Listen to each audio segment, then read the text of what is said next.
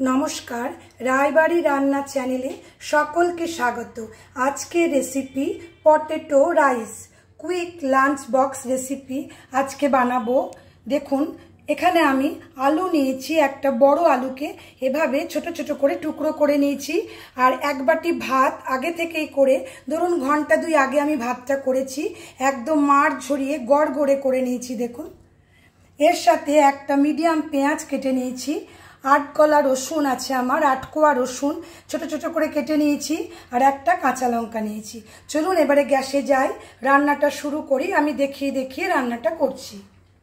আজকে রেসিপিটা আমি সাদা তেলে বানাবো। প্রথমেই আলুটা ভেজে নেব। আলুটা ভাজতেই আমার যেটুকু সময়, তারপরে তো কিছুই না। রান্নাটা ফুল ফ্লেমে তেলটা আমি গরম করতে দিই। তেলটা আমাদের গরম হয়ে গেল, ফ্লেমটা মিডিয়াম টু হাইতে রেখে আলুটা ছেড়ে দিই।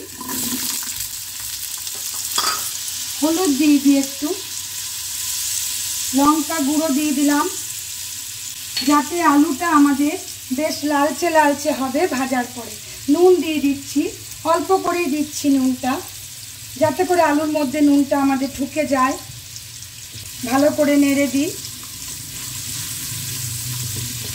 এভাবে আমি ছেড়ে দিই যতক্ষণ আলুটা আমাদের সিদ্ধ না হয়ে যাচ্ছে আর রং ধরবে, এভাবেই আমি ছেড়ে দিই।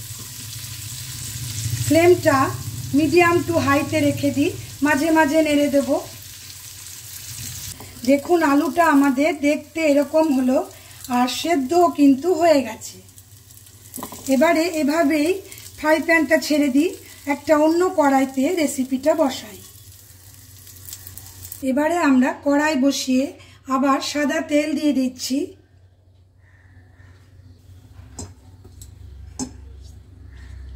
তেলটা গরম হয়ে যাক, ফ্লেম আমাদের হাই।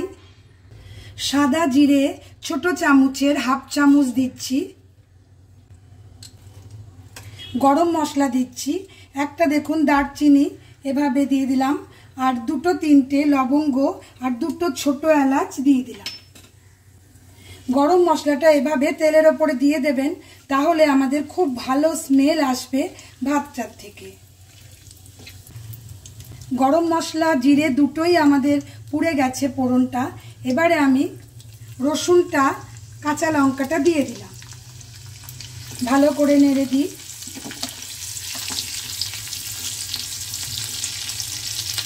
পেঁয়াজটা দিয়ে দিই।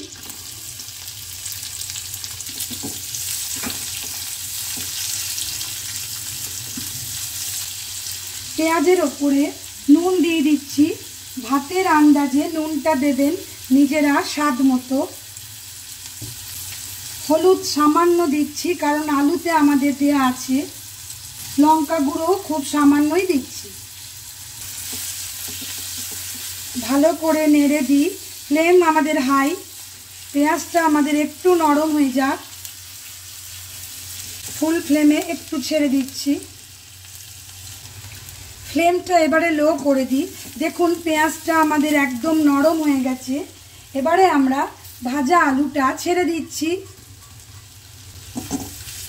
সকালে যখন বেরোনোর সময় খুব তাড়া থাকে, বা রাত্রে কাজের থেকে ফিরে যখন আর রান্না করতে ইচ্ছা করে না, তখন এই রেসিপিটার দিকে একবার তাকাবেন। এটার সাথে শুধু একটু দই দিয়ে রায়তা নিন বা একটু আচার নিন, তাহলে কিন্তু আমাদের খাওয়া হয়ে যায়। খুব টেস্টি রেসিপি। এবারে আমরা ভাতটা দিয়ে দেব। আলু তো আমাদের নরম, পেঁয়াজও তো রেডি হয়েই গেছে। আস্তে ভাতটা দিয়ে দিই। ভাতটা কিন্তু অবশ্যই একটু আগে থেকে করবেন, আর একটু গড়গড়ে করবেন, কেন নরম ভাত দিয়ে কিন্তু এগুলো ভালো হয় না। এবারে নেড়ে দিই। ফ্লেম কিন্তু আমাদের লো আছে। এই অবস্থাতেই আগে একটু গরম মশলা খুব সামান্যই দিচ্ছি, 1 পিঞ্চ। ভালো করে একটু নেড়ে দিই। কেউ চাইলে এখন ঘিও দিতে পারবেন, কিন্তু আমি আর দিচ্ছি না। একদম হালকা বানাচ্ছি, শুধু একটু ঠান্ডা করেই লাঞ্চ বক্সে যাতে নেওয়া যায়। রেসিপিটা অবশ্যই ট্রাই করবেন। যদি ভালো লাগে please like, share, comment and subscribe my channel.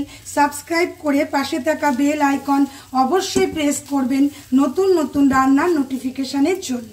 দেখুন কত কম ঝামেলাতে আমরা একটা কত সুন্দর ডিশ বানিয়ে নিলাম। যাকে দেবেন আশা করছি খুবই ভালোবাসবে খেতে।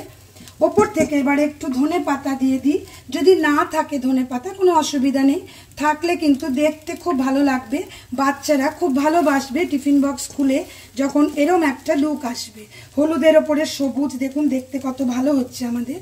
আর একটু দিয়ে দিই। গ্যাসটা বন্ধ করে দিলাম। চলুন এবারে আমরা সার্ভ করে দেখাই।